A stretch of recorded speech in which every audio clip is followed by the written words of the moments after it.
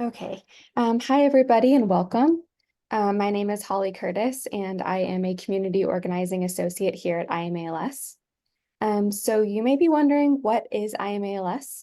IMALS is a community-led organization that provides critical support and resources to those living with ALS, their caregivers, and loved ones. IMALS mobilizes and empowers advocates to raise awareness and resources for ALS, increases federal funding for ALS, revolutionizes the development of treatment and cures, and provides critical support and resources to those living with ALS, caregivers, and loved ones. We're so happy you're here today. We just have a couple of housekeeping items. Please stay muted if you're not speaking to reduce background noise. We will be doing a Q&A at the end if time allows. Please keep in mind that most of our panelists are using Eyegaze, and remember to have patience and give them time and space to answer. If you have a question, please put it in the chat or use the raise hand feature. Any questions that we do not address during the session will be addressed by our panelists after the call, and the answers will be distributed to everyone who signed up today. This panel session is brought to you by IMALS's The Right Stuff team. The Right Stuff team is comprised of a group of volunteers who are passionate about using writing to heal, bring awareness to ALS, and share their stories. If you'd like to learn more about this team and join, you can sign up here.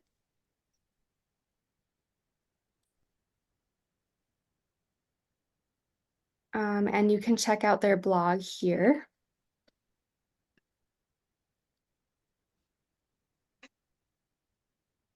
And I'm just going to read the chat here. So Lynn had followed up on his comment and said, after it gets set up, you have to train your caregivers.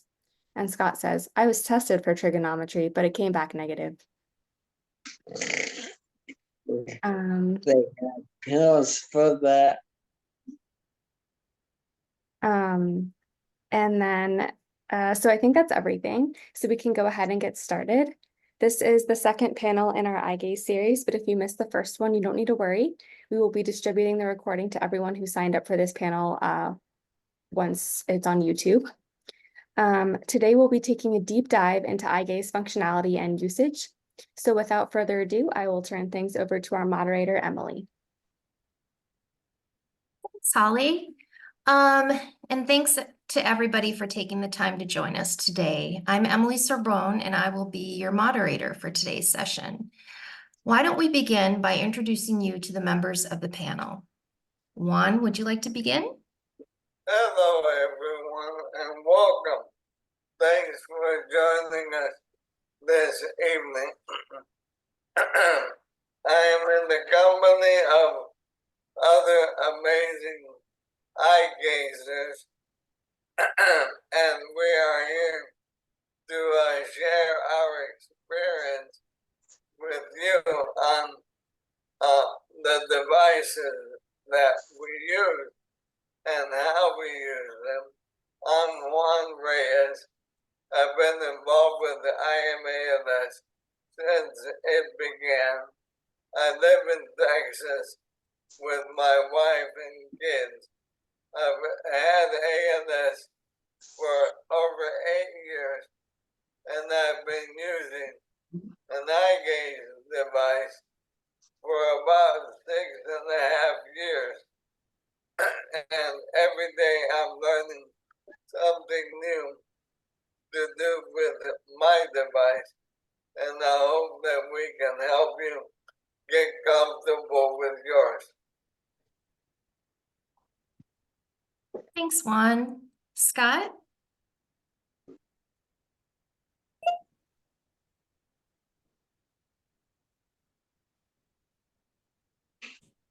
Good afternoon, everyone. Thanks for allowing me to join your ALS journey for a couple of minutes. I hope that my experience and the experiences of my friends can help answer your questions and help demystify Eyegaze a little bit. My name is Scott Craig, and I have a mild case of ALS. I was diagnosed over 5 years ago in 2019 with limb-onset symptoms. I have been using Eyegaze for 3 years, and I originally started with an i13 from Tobii Dynabox. I tested the Grid 3, which I liked. I'd also tested the Scale when it first came out, as well as the Trilogy from Control Bionics. Both were pretty good as well, but I am an Apple guy, and I waited until the TV pilot was released. I was one of the first users, and it is my primary form of communication and control in my life.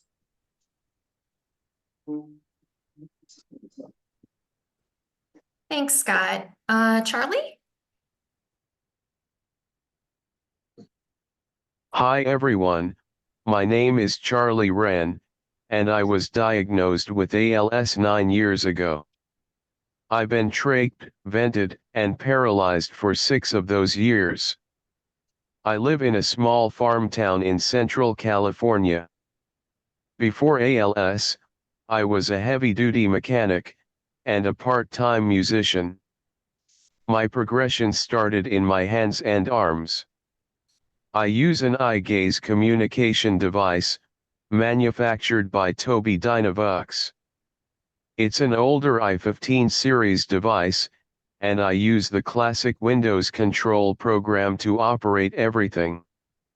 I'm glad to see everyone, and to be here. Thanks, Charlie. Clint, you're next. Hi, y'all. My name is Clint Townsend. I can't wait to you live east of Dallas. I've had ALS now for 18 years, and I use an ATR. I guess I got that in November of 14. It's a Microsoft platform. I don't use it yet for communicating, as I'm still able to speak and eat and drink. I use it for everything, for baking, writing and composing, shopping and just dealing, correspondence, and I'm thankful to be here. Thanks, Clint. And I'd also, sorry. Sparrow, I'd also like you to give us an introduction. Hi, I'm Sparrow Colores. I'm not an Eyegaze user, but my company is developing an alternative to Eyegaze that you can see on my glasses. It's a small device, sometimes characterized as a head mouse. It's a very affordable product, and we hope to bring it to market later this summer. Thanks, Sparrow. Sorry, before you get started, I just want to read this chat here. Lynn said, I'm here today on an Eyegaze computer that I built myself with help. Nice. All right, so let's begin with the questions. Let's talk about Eyegaze technology and how it works. Charlie, can you speak to that, please?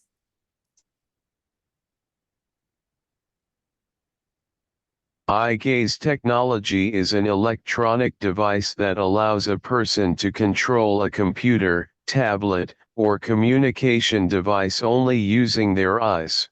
Looking at words, commands, or icons on a video screen can determine what they want to do. A low-intensity infrared light shines into the user's eyes, and reflects to the computer screen. The Eyegaze camera picks up the cornea and retina's reflections to determine where they look. As the direction of their gaze moves, the relative reflection position also changes, and the selected command is executed. With the right software and user, a person with ALS can accomplish everything a non-ALS person can do. Great. Juan, do you have something to add? Let me translate what he said. Basically, the camera on the computer tracks your eyes and relays that information and allows you to use your eyes like a mouse. In other words, don't make us angry. We control things with our eyes. I'm joking, of course, but the technology is so advanced that we are able to use pretty much any smart device in the home that can connect with the computer via Wi-Fi or Bluetooth. And so you're only limited by the devices available for you to connect with. So more than just a speech generation device, Eyegaze of today allows us to connect with the world at large. And it really is making a big difference in the mental health of individuals living with ALS, being able to share not just their needs, but their thoughts and even some creative outlets such as artwork, digital painting, writing, and graphic design. That's all I have. Thanks, Juan. Tell us more about what types of devices can be controlled using this technology, Charlie. Eyegaze technology offers many control options, extending functionality to manage home devices using your synthetic voice or through apps. With Eyegaze, you can control your Google Nest, Amazon Echo, or your Apple HomePod. You can remotely manage your security cameras, home thermostats, lights, ceiling fans, and home theater with your eyes. This level of control, facilitated by Eyegaze technology, not only enhances your independence, but also liberates you from your physical restraints, opening a whole new world of possibilities. Juan? I'm able to control quite a few things in my home with the joystick on my wheelchair and with my Eyegaze. I'm able to open doors and control my air conditioning. I can use my Eyegaze to control Alexa or a Google device. And I'm able to engage through the web on Zoom meetings. I'm so busy now that I'm retired that I've got meetings Monday through Friday. And I'm going to have to bear down on some of them. Otherwise, my wife's going to get upset with me. But the technology is so advanced that, like Charlie mentioned, being able to control TVs, speakers, pretty much all smart technology, even being able to use your telephone via the Eyegaze and Bluetooth in order to make phone calls. And really is mind-boggling what some of the individuals are able to accomplish and do. I consider myself a novice with Eyegaze compared to some of my friends on the panel. Clint, how about you?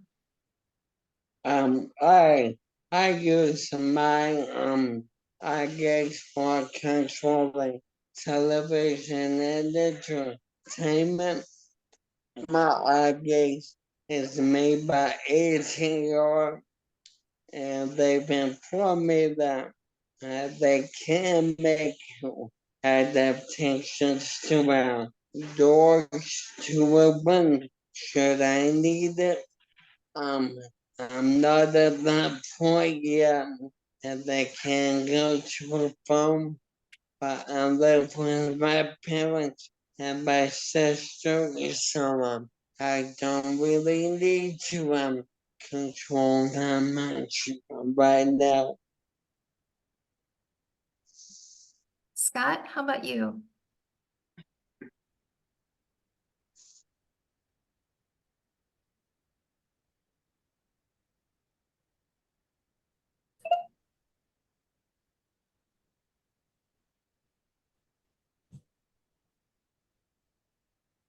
What types of devices can be controlled with Eyegaze? A better question is what can't be controlled. I currently control all of the lights, ceiling fans, and doors in my apartment. I can control the thermostat as well. I use Apple TV in conjunction my TV and stereo along with my art programs, all producing my podcast, ALS Uncensored. Outside of my physical evidence environment, I use social media, make phone calls and Zoom meetings, obviously, finances, calendars, manage business and my care team. I sent flowers and booked flights and hotels. The list of what is possible is infinite. The real problem is choosing and priorities. Thanks, Scott. So now on to, oh, do you want to go ahead? Was there another panelist for that question, or were you going to move on to the next question? I just had Charlie, Juan, Clinton, Scott, and then I was going to move on. Okay, can I go to the chat before we go to the next question? Yeah, sure. Go ahead. Okay, so there's a lot going on in here. Let's see.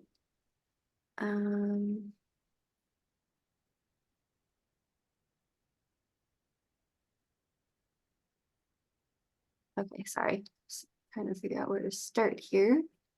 Juan says, Eyegaze Edge by ATR Solutions. I have had a PCR accent 1400. Ken says, Spiro, I will be part of the beta testing team for your Cato device. And then Colleen had two questions. Colleen says, is it used with the Tobii system? And then also, I always thought the Eyegaze was Dynavox. I'm not sure who that question was for. Colleen, can you specify who that was for? Anyone can answer. I'm just curious. I'm hearing Eyegaze, but I don't know, is Eyegaze the name brand, or is Eyegaze just connected with a particular something else? Is it sort of a concept that goes with something else? When I was introduced to communication devices, the three big names were Tobii, Dynavox, and ATR. All those just fall under the umbrella of communication devices. The umbrella of these devices is AAC, Augmentative Alternative Communication, or Augmentative Assistive Communication. Eyegaze is just a general term used to identify the umbrella of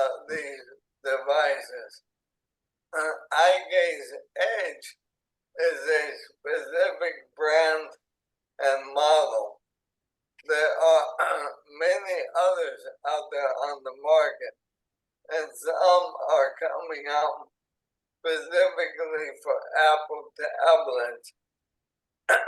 And Apple is developing its own technology.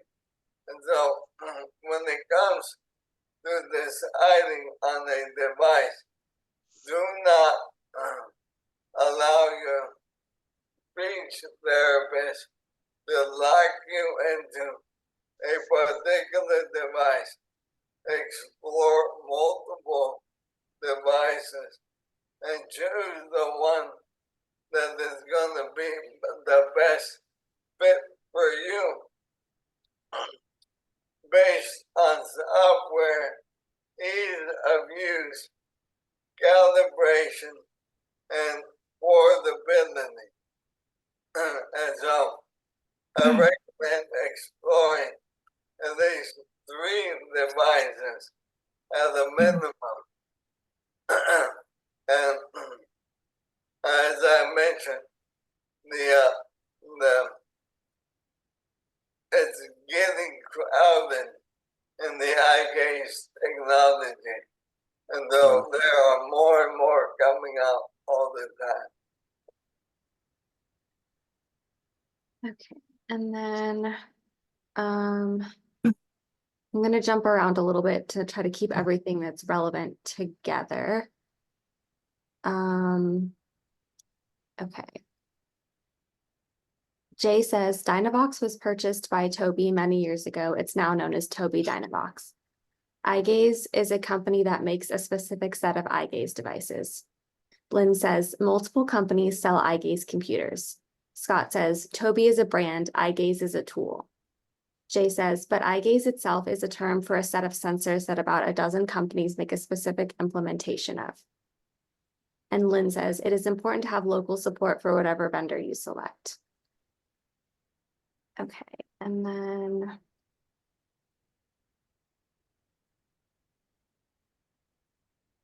Spira says, nice meeting you, Ken. We are working hard to get the betas ready. Brandy said, absolutely.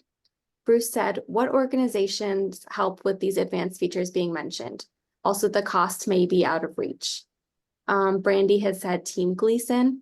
There's also Bridging Voice. We were going to have someone from Bridging Voice on the call today, but they unfortunately were not able to come.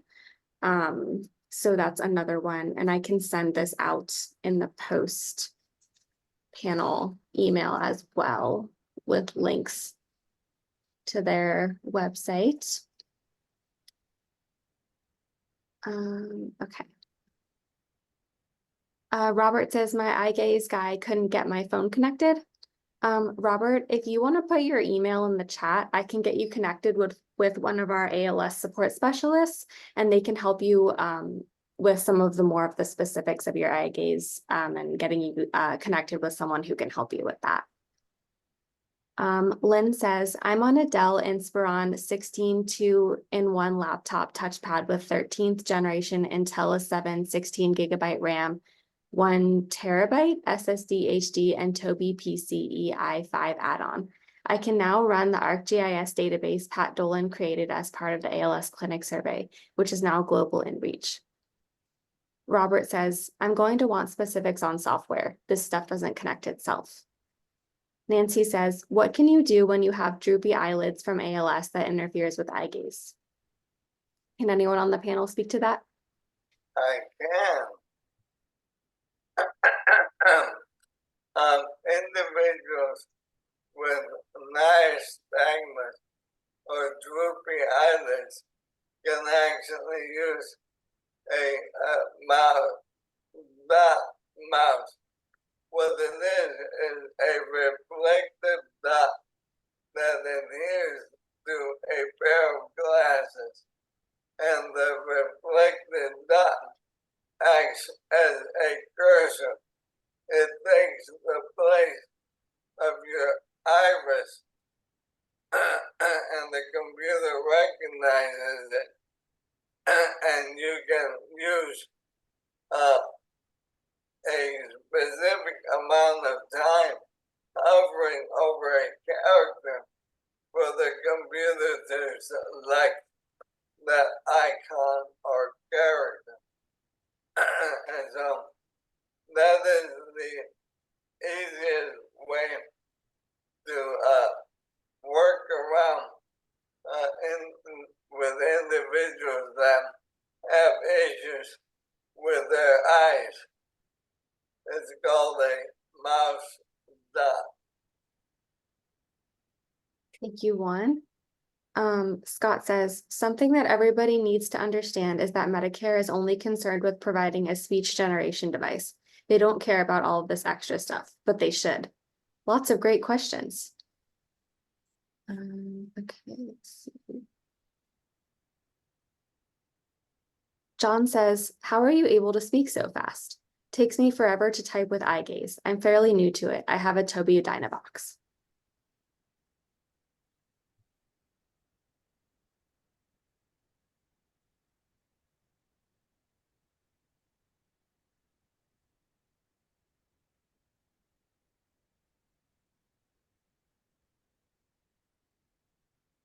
And James says, I also. Oh, sorry, Scott.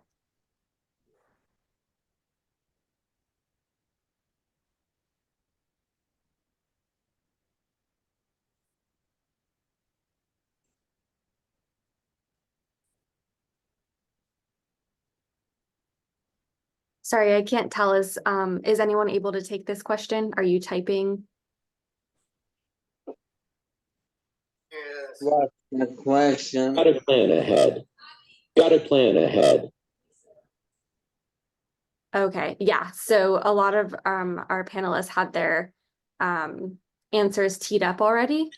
And so that is part of how they're able to have like such detailed answers so quickly. And then I would think probably just practice, I would imagine, would also help you speak faster. Practice and becoming familiar with your device, you are able to pre-program frequently used phrases and words into the programming. And depending on what you tend to speak or say more often, you can have them teed up and ready to use. But yes, many of the panelists have prepared their answers in advance with respect to the information about eye problems.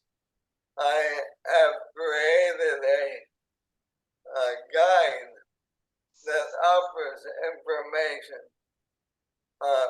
about Eyegaze and some workarounds, and we will include it in the post event email.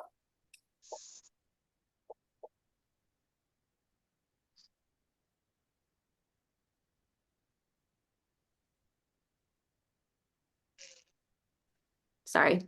Lynn says it is important to We're have. cheating. We're cheating. Yes. Lynn says it is important to have local support for whatever vendor you select.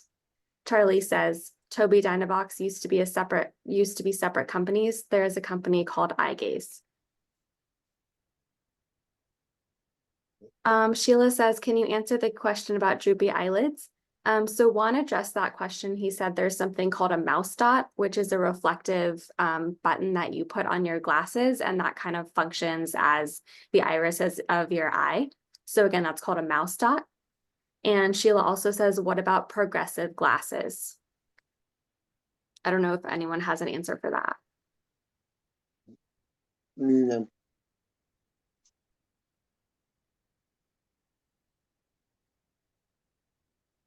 I have tried progressive glasses and it can be a bit of an issue because of the calibration. Progressive glasses interfere with respect to the position of your head, because you have to look up, tilt your head back in order to engage the magnified section at the bottom of the glasses.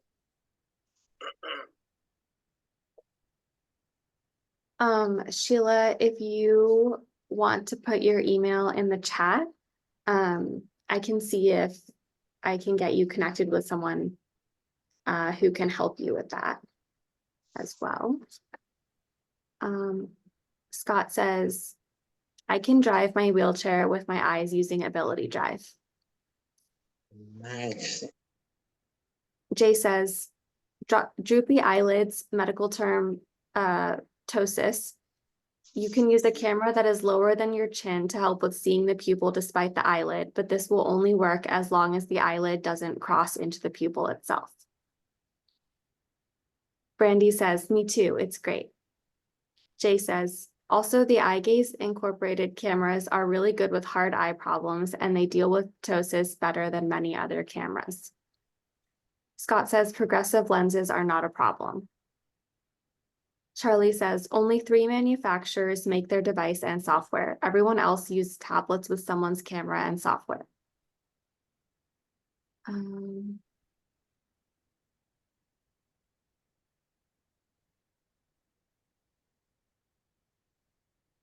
Okay, regarding Colleen's comment, I always thought the Eyegaze was Dynavox. Lynn says they are headquartered in Sweden with the US hub in Pittsburgh. Deborah says, could the info Juan gave about droopy eyelids go in the post-meeting email, please? Yes.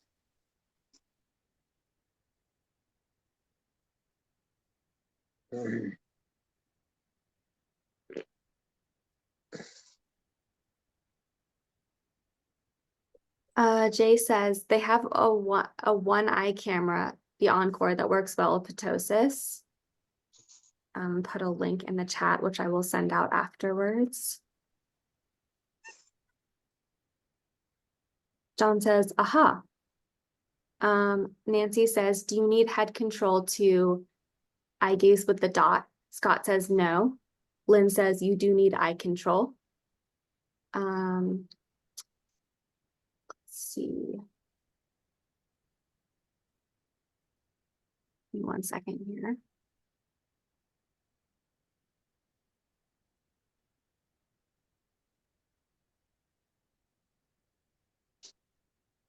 Okay, so I'm gonna answer these last few questions and then we're gonna go back to the predetermined questions because those might answer some questions that are coming up. Let's see.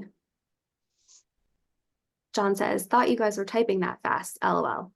Jay says, progressive glasses do interfere. I suggest using single index lenses whenever possible. Scott says, I use progression lenses and it's not great. Lynn says, I was told progressive glasses are not recommended by Toby. Charlie says, I use computer glasses. They are only one prescription. Sheila, thank you for your email address. Scott says, I misspoke about progression lenses. Bruce says, any suggestion solution for using a Toby outdoors during the day? I think we have a question that addresses that at the end about environmental factors. So I'm going to skip that one for now, but Lynn says a small umbrella to shield your display. Okay, I'm going to stop there for now and go back to our questions, and then we can look at some of these at the end or answer them after the panel is over. So Emily, I'm going to give it back to you. Thanks. Someone had actually asked about the cost of eye technology, and that's actually our next question. Charlie, can you speak to the cost? Cost can vary with Eyegaze technology. Insurance covers most of the cost of an Eyegaze device, and some states have programs that will provide one if your insurance denies you. Team Gleason will supply you with the device if everything else fails. Usually, your local ALS organization has loan closets as well. You can get a device used on eBay or Facebook Marketplace for a fraction of the cost. There's no reason to purchase a new device when there are so many resources nowadays. If you want to learn to use Eyegaze early, borrow one or try an eye tracker with your laptop. An eye tracker is only the Eyegaze cameras that you can place at the bottom of your screen. It comes with the same software as an Eyegaze communication device. It's like having an Eyegaze device, but without the device. You can try out the software and the different program arrangement styles. Most Eyegaze communication devices are around 18 grand.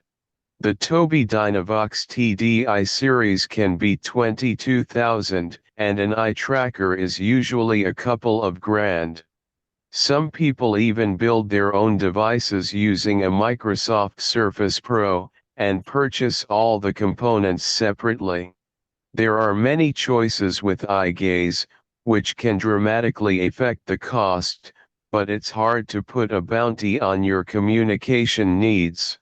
Communication is priceless. Thanks, Charlie. Juan, do you have something to add? Yeah, I was gonna say that if you're having difficulty acquiring a device, reach out to the community and see if someone has a device that they're willing to donate and or sell at a reduced cost. Many veterans who pass from ALS are willing to actually give their device, or I should say their families are willing to give their device and pass it on. So I would recommend engaging the community through Facebook or social media forums and inquire as to any available that someone is willing to donate. Thanks, Juan. Clint? In November of 2014, I qualified for a program with the state of Texas that they were providing communication device up to $17,500, and the revolving amount or return amount, and then you have to choose one or the other. If you want the extra, that is going to be between $1,200 to $1,500. I'm now on my second Eyegaze with a different amount. I think each state has a different amount that they're willing to provide to ALS patients. But here in Texas, they either go 17.5 and plus amount, and then if you want any extras, that's basically out of pocket. Thanks, Clint. If you're interested in getting an Eyegaze, what factors should be considered when you're selecting an Eyegaze technology product? Charlie? First, try out multiple Eyegaze communication devices. The manufacturers are making a small fortune on your decision, so they should immediately give you top-notch service. Customer service is a significant factor in your decision-making with Eyegaze. Each device operates uniquely with your eyes, and offers various communication programs, so explore them all. Seek insights from others with ALS, who use these devices, and consider the pros and cons. Gathering information and insights empowers you to make informed decisions, boosting your confidence level with Eyegaze. Through your research, find what truly suits your needs, knowing you have a supportive ALS community behind you. What works for one individual might not work for you, so be informed. Juan?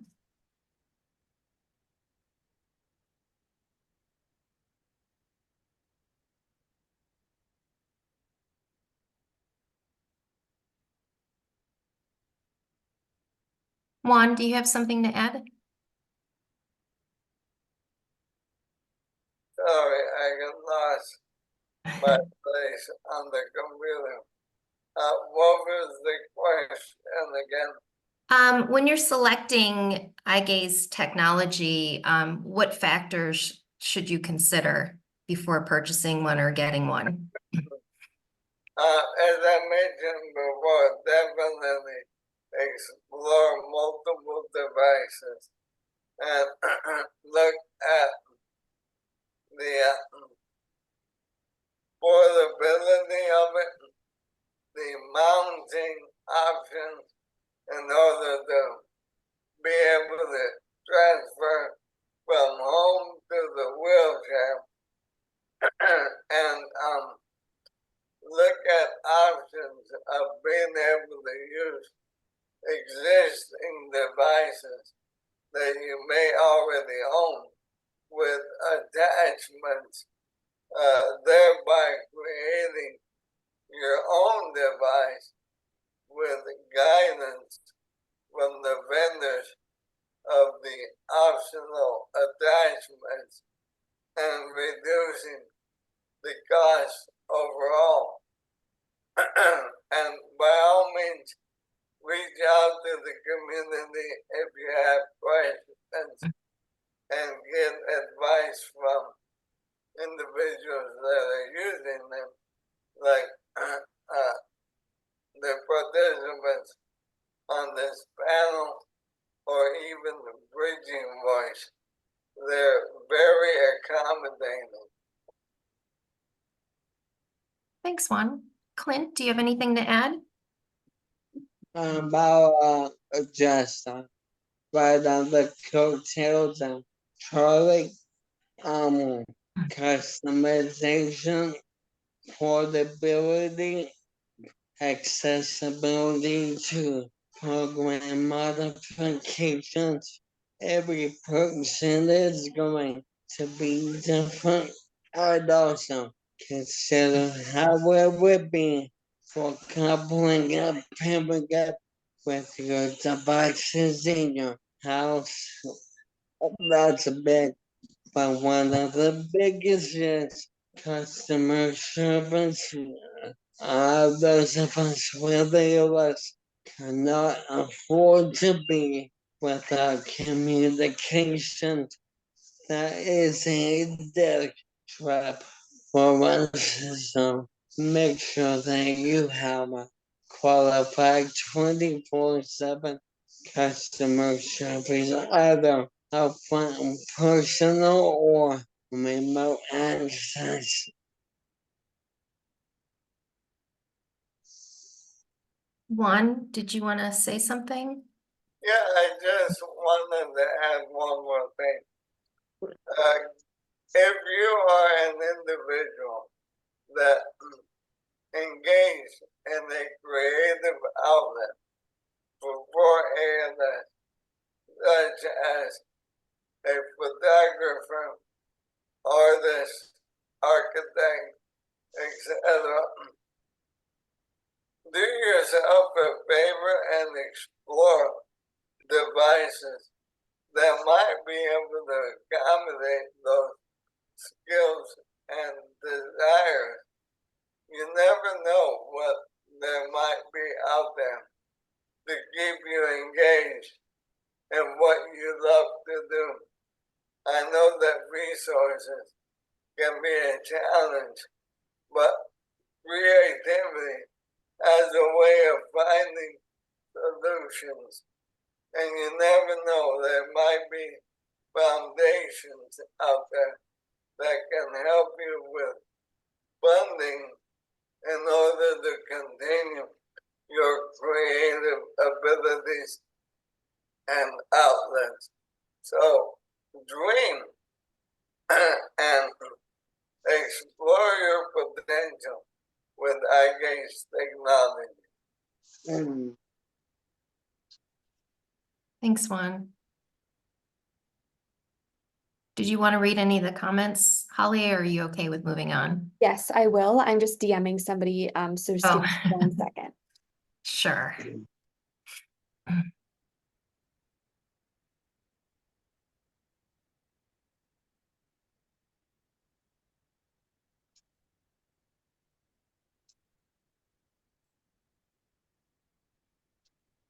Okay.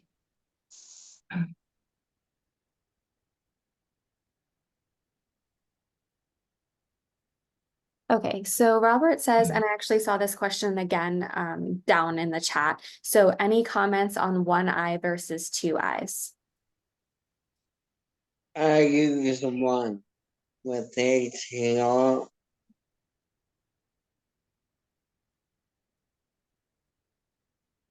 I use one, and I find that it is less tiresome and more accurate to focus on one eye.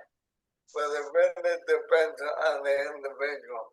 Most devices will accommodate two eyes or one, and most devices give you the options of using mouse dots, blinking to click, dwell time, which is hovering over characters, and also zoom, where you focus on the character and the screen zooms in and clicks on the character or icon.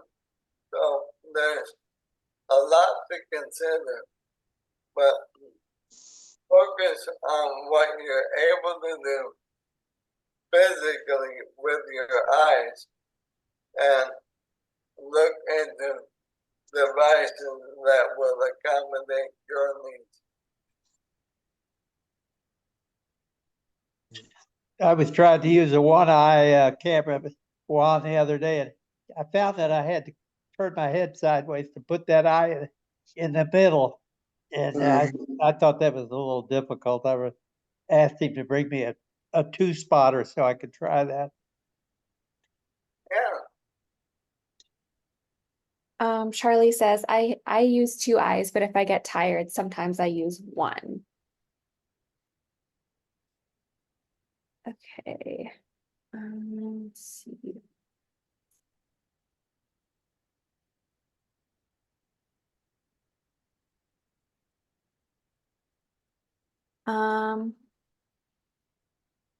Jane had said, where do you get the eye dot?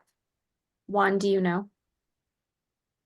Most devices will come with a variety of input choices.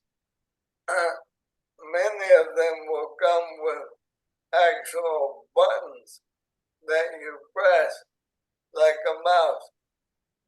Many of them are designed to accommodate progression of the condition. And so they'll come with buttons, mouse dots, and switches and such. It depends on your SLP that you need to discuss that what they offer comes with multiple input accommodations. Are these buttons on the camera, Juan? No, these are buttons that attach via USB to the computer, and they act like a mouse button. You still track the cursor with your eyes, but you click with a button or switch. Okay, and then John says, anyone have problems with accessible apps? I have problems with buttons not working and have been using TD control.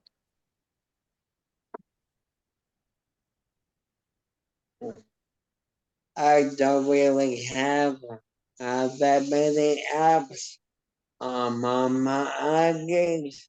I go directly to independent websites. Pretty much everything works. The only trouble I've ever had is programming my Eyegaze to work as a remote for my television, but that was easily remedied.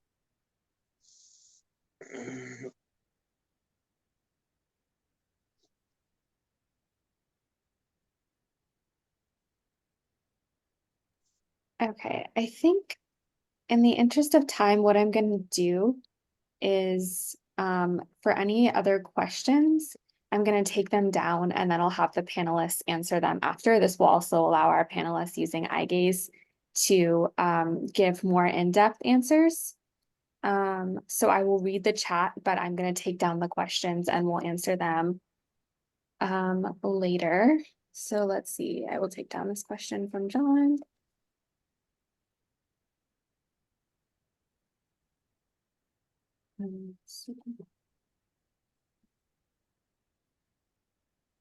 Lynn says, Texas has a special program for first-time purchase. My speech pathologist arranged my deal.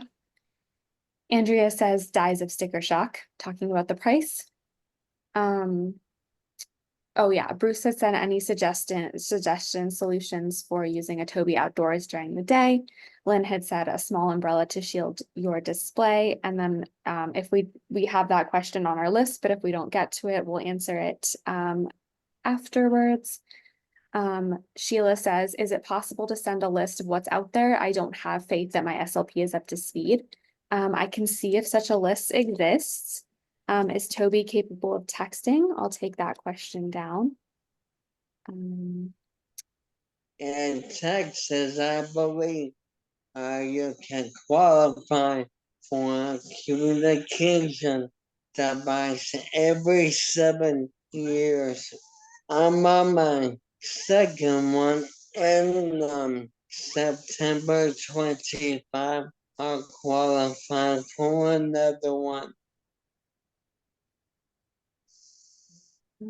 Thank you. Christine says, Scott, what program did you use for voice banking? Sorry, off topic. I saw that Scott had said, I didn't bank my voice. Lynn said, Tobii has 2 reps in the Houston metro area. Will says, FYI, I have Ion Elite 14-inch from iTech DS. I compared to Tobii and like the form factor and interface, plus they seem to have good support, still setting it up. Robert says, reviewing different devices can't be done without using over several days though. Robert says, depends on the camera regarding the do you use 1 or 2 eyes when using Eyegaze. And Charlie says, oh yeah, I already read that. Okay, let's see. Jean-Marc says, I have a question for any participants who have mobility in their head. Are there technologies that allow a combination of head tracking and eye tracking, or a combination of eye tracking and other input to increase accuracy or speed up typing? I will take that question down. Let's see. Brandy says, I trialed a Neuronode by Trilogy. Charlie says, they make head mouse, or you can use a head array. Kent said, when considering a Tobii, if you have Apple products, you might want to get the Tobii One Pilot. It will hook up to all your Apple products, and regular Tobii only runs Microsoft platform. Sparrow says, Jean-Marc, see Ollie Tech. Charlie says, I hate TD control. In my opinion, it's slow. John says, thanks, Clint. Jay says, here's a pretty thorough list of Eyegaze devices on the market. Thank you, Jay. Jay says it doesn't include the various iPad-based choices. John says, I hear you, Charlie. The learning curve hasn't been an easy one. Okay, and let's get back to our questions. All right. When would you recommend a person living with ALS start practicing with Eyegaze technology? I know we talked a lot about this in panel 1. Charlie. My firm advice is to commence practicing with Eyegaze technology as soon as possible. The learning curve is considerably smoother when you still have your voice and hands. The significant advantage is the ability to ask verbal questions, or use the keyboard if you get hung up. However, learning Eyegaze can be challenging when your progression has consumed your ability to use your voice and hands. It's hard enough dealing with this disease, and learning to use Eyegaze doesn't help, especially if you're unfamiliar with computers. The later you start, the more difficult it becomes, underscoring the urgency of Eyegaze adoption. Eyegaze can bring relief for yourself and your family once you've learned Eyegaze, making this journey less daunting. Thanks, Charlie. Juan? I think pretty much in everything that is important. I wanted to thank the expert just a quick moment and remind everyone that the core purpose of Eyegaze is communication. And so, as much as we're talking about various smart technologies, you need to remember that the principal purpose to be met is communication. And I always encourage families to have low-tech alternatives. For example, an eye chart or leatherboard in order to communicate when the device is not operational or available. So always consider having low-tech communication techniques at your disposal. But as early as you can acquire a device, that's when you should begin using it. And do not let it sit in the box because you're able to speak. By the time you need it, it may be outdated and the updates will take forever to take hold. Thanks, Juan. Clint.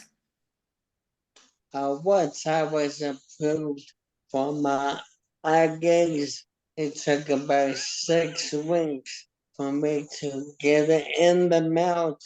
I would tell anyone who's transitioning from keyboard and voice, as soon as you get your Eyegaze, just immerse yourself in it, just like a computer. Play with it, mess around with it, try everything you can with it, learn all the ins and outs. It just takes time.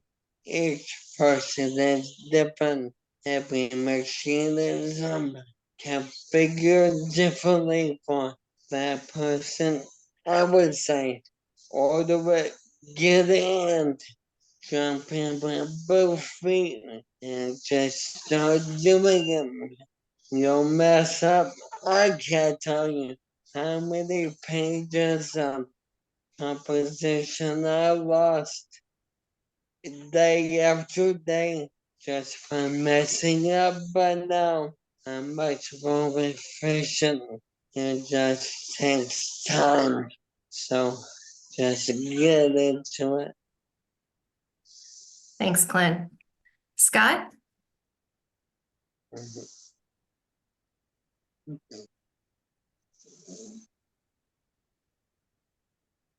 When did I start and how did I learn?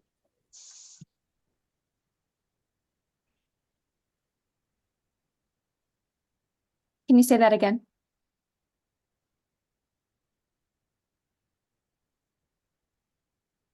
I was always an iPhone and technologically inclined for years. I understood that this was going to be my new language, and I had to continue to work with it if I was going to maintain any resemblance of independence. There are a lot of great eye-gaze options out there, and Sparrow is right about adding in pointers and switches into the mix, but I will let him discuss the details of that. So I really focused on what I was already doing and using and decided to go with the company that had the most experience in the field and ended up with the TD Pilot, which is the iPad version of the Tobii Dynavox. I suppose it's a lot like eating an elephant. One bite at a time is the only way. I really have learned the most by doing and playing, taking a fun approach and giving myself the time and grace to make mistakes. Tobii Dynavox has online classes. There are a few groups on Facebook that are great about answering questions and help demystify Eyegaze a little. There are also YouTube videos, and it certainly helps that I have a brother that uses an iPad as well. Fast internet is a must. Thanks, Scott. So, how did you all learn how to use the eye gaze? What resources did you use? Charlie?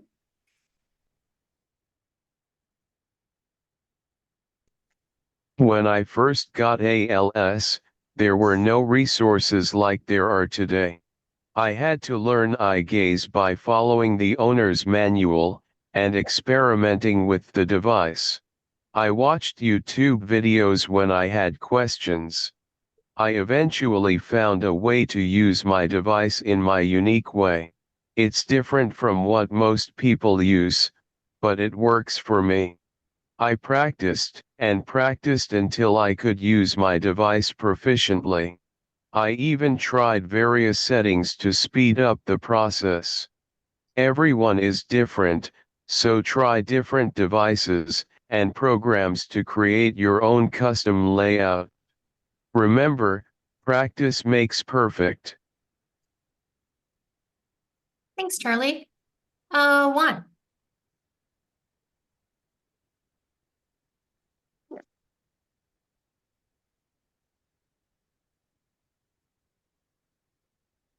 Juan? I was muted. Sorry about that.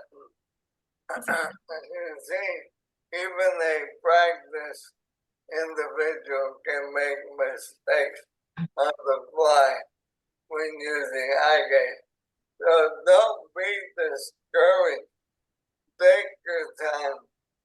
Start at the lowest settings for your device and increase the speed of reactions as you become proficient.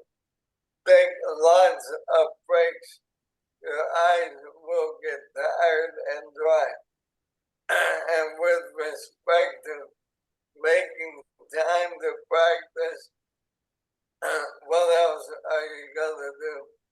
You're just sitting around in your wheelchair or in bed. Might as well take the time to get proficient and engage your care team. Get them to practice with them so they can understand the frustration that can develop if it's not operating correctly. Many devices come with tutorials built into their memory, and you can also find a lot of tutorials online. Give yourself grace and patience, and you too will become proficient over time. Scott. What is my setup and how do I manage my eye health and fatigue? My current setup looks like this. I have my pilot mounted on my wheelchair with a strong mount end. I don't remember the name. It's locked into place, but it can rotate out of my field of sight if I want it. Stability is important because ALS is a bumpy ride and keeping my calibration correct is important. I recalibrate several times a day, especially if I have changed locations. I also have a rolling stand if I need it, but my favorite mount is the long swing arm that is mounted above my bed. This allows my device to be accessible to me when I am in bed, but out of the way of my care team when they need to get to me. I will get you some pictures and links, but I don't have them ready because my life is a cluster of ducks. Quack, quack. It definitely took time and patience to get everything properly in place with the help of my brother. I actually had him sit in my wheelchair and learn how to calibrate and turn it off and on. I recommend doing something similar. As far as my eyes go, it can definitely be a problem if you overdo it. Eye strain and dryness are the most common problems and can get a little painful if you are not diligent about care. Having a good eye doctor, using eye drops, taking breaks are all part of the program. Planning ahead and working smarter by building common phrases into quick buttons makes it quicker and easier to converse. Your caregiver can quickly load it up for you.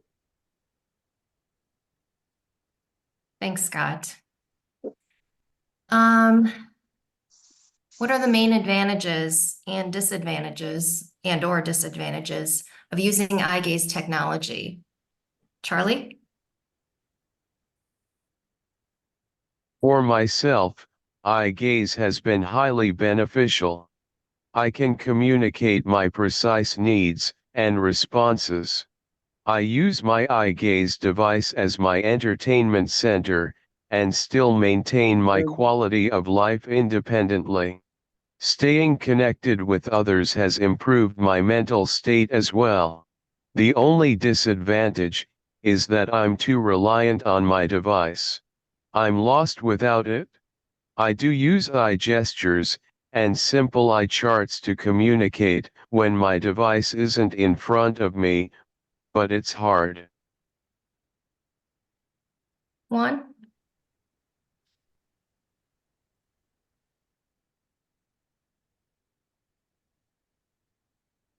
Juan, how about you?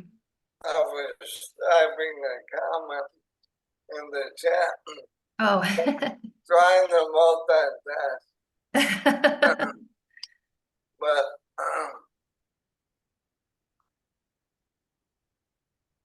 I lost my train of thought. That's okay. I'll move to Clint for now and you can think about it. I'll let you know Charlie's comment, communication and thinking to relay your thoughts and ideas and needs and wants, but it's so very crucial for us. I enjoy entertaining myself, but if I were not able to communicate, I'd have a real problem. The biggest disadvantage for me personally is eye strain and headaches after being on my eye gaze for 5 or 6 hours. I can feel it in my temples and in my eyelids. So I think that's the biggest disadvantage. Oh, when I'm not on my eye gaze, I can't do anything. I can drive and I can speak, but as far as being able to accomplish tasks, I can't do that. Juan? For me, it's my eyes getting tired, and I don't know if anyone else with ALS experiences this, but a particular medicine, baclofen, which is used for spasticity causes my eyelids to be very heavy, depending on the position of my head. And so there are times when I simply cannot focus on the screen, and it has to do with my medications taking effect and not allowing my eyes to remain open. Often on Zoom meetings, it is believed that I'm napping, but I'm really not.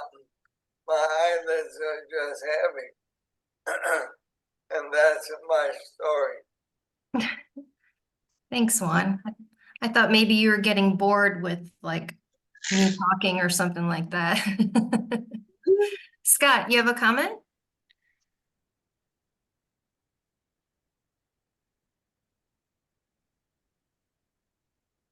Lastly, I would like to say this. I use my Eyegaze a lot, probably more than most. It's in front of me 24 hours a day, and I'm sure that I overdo it. Being continuously bombarded with blue and infrared lights probably takes a toll, but the trade-off of being connected to others, especially people like all of you, is worth a bit. My Eyegaze keeps me out of the darkness and isolation of ALS. Thanks, Scott. Holly, should I move on, or do you want to wrap things up? We're probably gonna wrap this up. I did take down the questions from the chat. We will be sending out some kind of post-panel information. We're going to discuss what that's going to look like. Just be patient with us. It might take some time for us to get everything together and get everybody to the right place and get all the right people answering the questions and things like that. But we will be following up with a resource. So I just wanted to thank you all for coming and thank all of our panelists and Emily. And we will also be sending out the recording once it's on YouTube. Is there going to be a part 3? I don't know yet. Maybe. Okay. Bye, everyone. Bye. Thank you. Thank y'all for your time. Will y'all decide on the part 3 and let us know? Sounds good. Okay. Bye. Thank y'all.